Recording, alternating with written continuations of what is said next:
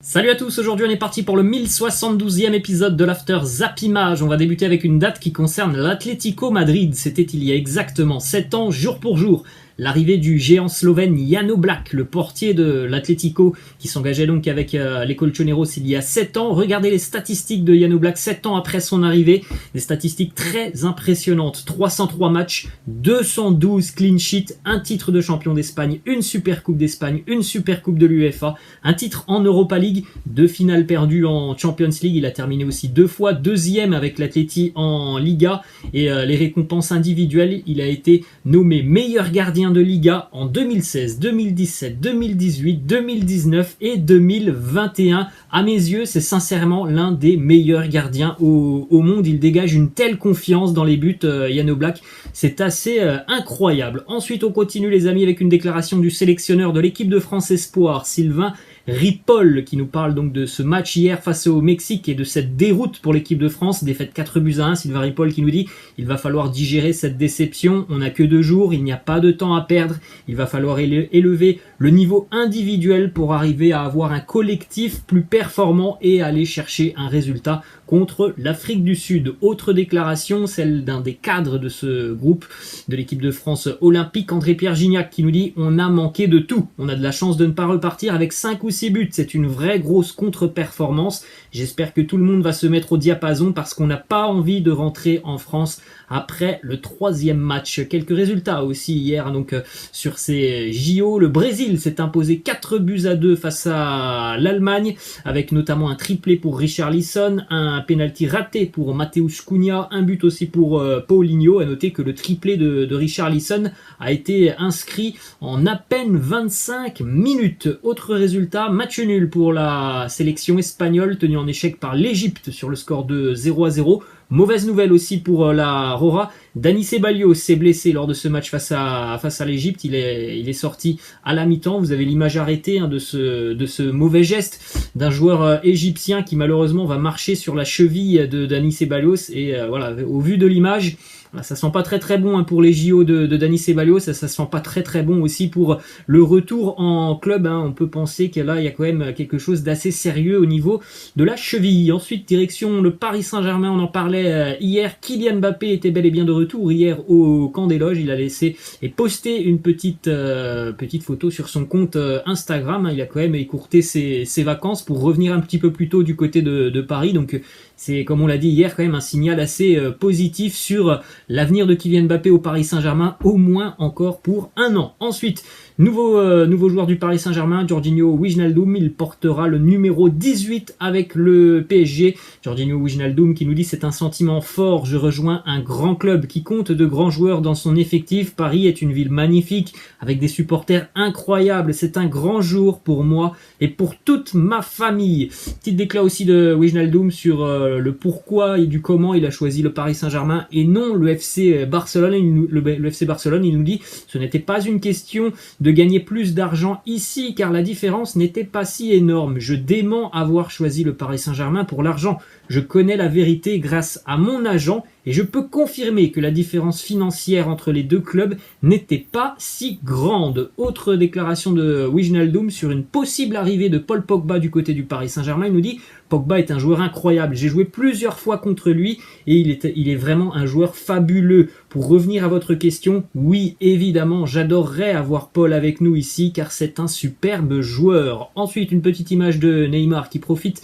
de ses derniers jours de vacances avec son hélicoptère juste derrière lui. Petite information aussi qui concerne Presnel Kimpembe. Les Blues de Chelsea se montrent intéressés par Presnel Kimpembe et Presnel Kimpembe se pose des questions sur son avenir du côté du Paris Saint-Germain. Il y a quand même eu l'arrivée notamment de Sergio Ramos du côté de Paris, donc évidemment Presnel Kimpembe peut se demander si sa place n'est pas mise en danger par cette arrivée de Sergio Ramos. Quand on sait aussi qu'il y a Marquinhos, voilà, on peut se poser des questions sur l'avenir de Presnel Kimpembe du côté du Paris Saint-Germain. Ensuite, une petite information sur la reprise du championnat pour le PSG au Parc des Princes. Le 15 août prochain, le Paris Saint-Germain recevra Strasbourg. Une jauge de 100% est espérée au Parc des Princes pour ce match du du 15 août, normalement d'ailleurs, dans tous les stades, que ce soit Ligue 1 ou Ligue 2, il me semble que les stades seront pleins à 100% parce que voilà, il y aura l'utilisation de ce fameux pass sanitaire. Ensuite, on enchaîne les amis du côté de l'Olympique Lyonnais. L'OL affrontait hier Villarreal en match amical, c'était du côté du centre d'entraînement. Un match assez agréable d'ailleurs entre ces deux équipes. Villarreal, on rappelle quand même, a remporté l'Europa League l'année dernière. Villarreal est qualifié en Champions League. Score final 2-2 donc entre l'OL et le sous-marin jaune. Buteur lyonnais Jean-Lucas et Oussem Aouar. D'ailleurs, le but de Oussem Aouar est magnifique. Si vous ne l'avez pas vu, je pense que vous pouvez le retrouver. Il me semble qu'il est sur le Twitter du compte de l'Olympique Lyonnais. Il est vraiment somptueux. Le but d'Oussem Aouar dans la construction et la finition d'Aouar, c'est un véritable petit bijou. Une petite information du côté de Villarreal, Boulaye Dia a marqué hier. On rappelle qu'il a quitté le stade de Reims il y a une petite quinzaine de jours. Et bien, il a ouvert son compteur but hier avec le sous-marin jaune. Une déclaration de l'entraîneur de l'Olympique Lyonnais, Peter Bosz, qui nous dit: je suis très content, on a joué contre une équipe qui joue bien au football, on l'a vu, et nous aussi on a bien joué, presque tous les joueurs ont joué 90 minutes et c'est très positif pour la suite. Petite information cette fois-ci du côté des Girondins de Bordeaux, on en avait parlé en début de semaine, Jean-Louis Gasset est sur le départ et selon le quotidien 20 minutes, c'est le sélectionneur de la Suisse, Vladimir Petkovic, qui est en pole position pour remplacer Jean-Louis Gasset. Direction le Stade Brestois maintenant avec la présentation des nouveaux maillots du Stade Brestois, des maillots assez classiques, assez sobres du côté de Brest. Ensuite, une information qui concerne le FC Lorient, départ de l'attaquant Umut Bozok qui s'engage du côté de Kassim Passa. C'est un prêt mais avec une option d'achat obligatoire.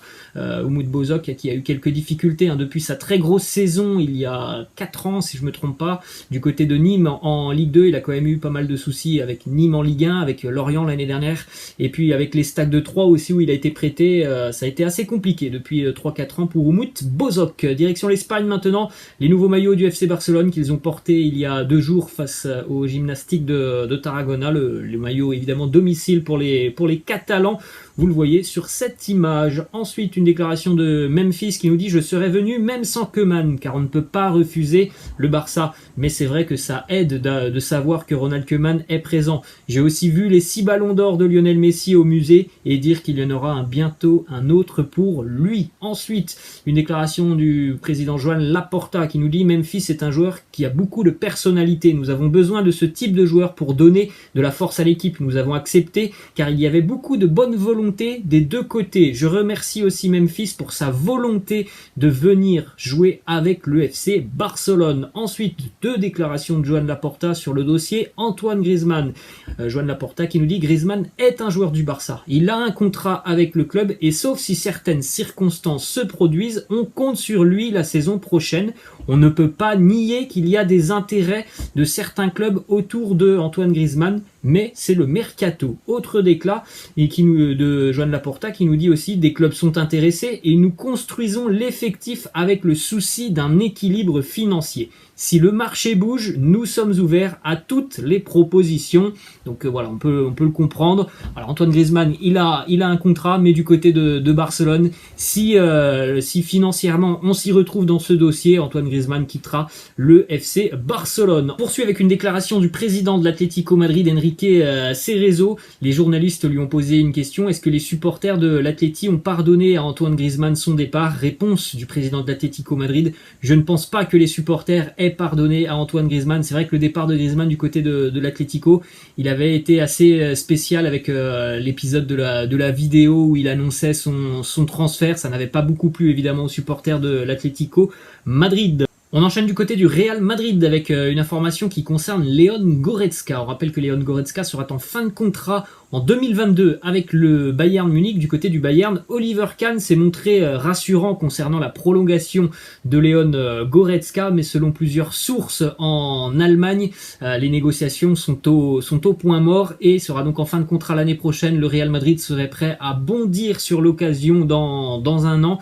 Et d'ailleurs, du côté de Leon Goretzka, il ne semble pas non plus très pressé de prolonger avec le Bayern Munich. Il aurait demandé à ses agents d'écouter les offres qui allaient arriver arrivée. On parle quand même d'un des meilleurs milieux de terrain au monde, donc évidemment s'il y a un transfert cet été, ça sera quand même assez cher. C'est pour ça que du côté du Real Madrid, on serait prêt à déjà faire signer le joueur dans quelques mois pour que l'année prochaine, un petit peu comme David Alaba, eh bien il arrive gratuitement. Ensuite, direction l'Angleterre, une petite information du côté d'Arsenal. Le jeune Emile Smith-Rowe a prolongé son contrat avec les Gunners, une prolongation longue durée pour le jeune Emile Smith-Rowe qui reste engagé donc avec les Gunners jusqu'en 2026. Nouveau numéro aussi pour le jeune Smith-Rowe qui portera le numéro 10. Les derniers numéros 10 du côté d'Arsenal, en général, ce sont de grands joueurs.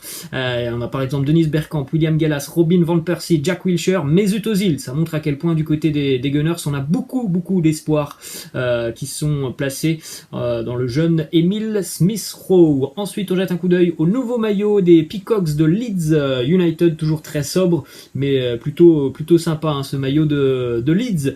Ensuite, nouveau maillot aussi pour Tottenham qui dévoile le maillot extérieur. Là aussi c'est un design assez particulier du côté de Tottenham, beaucoup de couleurs sur ce maillot des Spurs. Ensuite du côté de l'Italie, nouveau maillot aussi pour la Juventus, c'est le maillot extérieur de la Juve qui nous est présenté par Weston McKennie. Petite information qui concerne l'avenir de Paulo Dybala. Les rumeurs qui sont sorties depuis quelques jours et qui font état d'un potentiel échange entre Antoine Griezmann et Paulo Dybala, ces rumeurs sont totalement infondées. Du côté de la Juventus, on ne souhaite absolument pas se séparer de Paulo Dybala. On discute d'ailleurs toujours sur sa prolongation de contrat. Le joueur lui aussi souhaite continuer avec la Juventus, donc l'optimisme est de mise dans ce dossier Paulo Dybala. Ensuite du côté de l'AC Milan, les rossoneri comptent blinder Théo Hernandez qui pourtant est déjà lié au club jusqu'en 2024, mais du côté de Milan, on souhaiterait proposer un nouveau salaire à Théo Hernandez. Certainement que tout ça est fait aussi pour freiner notamment les ardeurs du Paris Saint-Germain qui reste toujours intéressé par le latéral français. Ensuite une information qui concerne Christian Eriksen qui ne devrait pas pouvoir rejouer en Italie.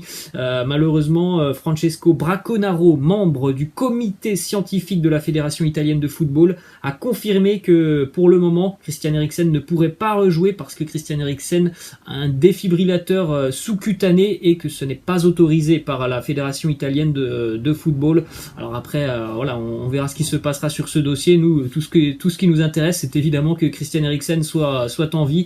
Malheureusement, si c'est la fin de sa carrière de footballeur, c'est triste, mais c'est quand même le plus important d'avoir un Christian Eriksen qui soit en forme. Ensuite, on enchaîne les amis du côté de l'Amérique du Sud et on regarde le tableau des quarts de finale de la Copa Libertadores avec beaucoup de représentants brésiliens encore une fois dans cette édition de la Copa Libertadores. On retrouvera du côté de l'Argentine notamment River Plate. On aura aussi peut-être San Lorenzo qui va affronter Fluminense dans le dernier huitième de finale. Ensuite direction l'Angleterre avec des maillots assez spéciaux. Le Bedell AFC, un club amateur anglais, a sorti un maillot totalement transparent dans le but de sensibiliser au cancer de la prostate. Voilà l'inscription qui est inscrite sur le maillot et qui au final fait office de sponsor. N'oubliez pas de vérifier vos testicules. Vous avez l'image de ces maillots transparents. C'est assez particulier. Ensuite on enchaîne et on va terminer cet épisode des amis du côté de la sélection des Pays-Bas, puisqu'on le rappelle, Frank de Boer n'est plus le sélectionneur des Pays-Bas, il a été très rapidement remercié après l'échec de l'Euro, et normalement c'est quelqu'un de très bien connu qui va donc reprendre en main les Oranges, c'est Louis van Gaal qui devrait donc devenir de nouveau le nouveau sélectionneur des Pays-Bas. Louis van Gaal a déjà été 2 fois le sélectionneur des Oranges. Voilà les amis, la fin de cet After Zapima, j'espère que ça vous a plu. N'hésitez pas comme d'habitude à lâcher un petit pouce bleu, je vous laisse et je vous dis à demain. Ciao.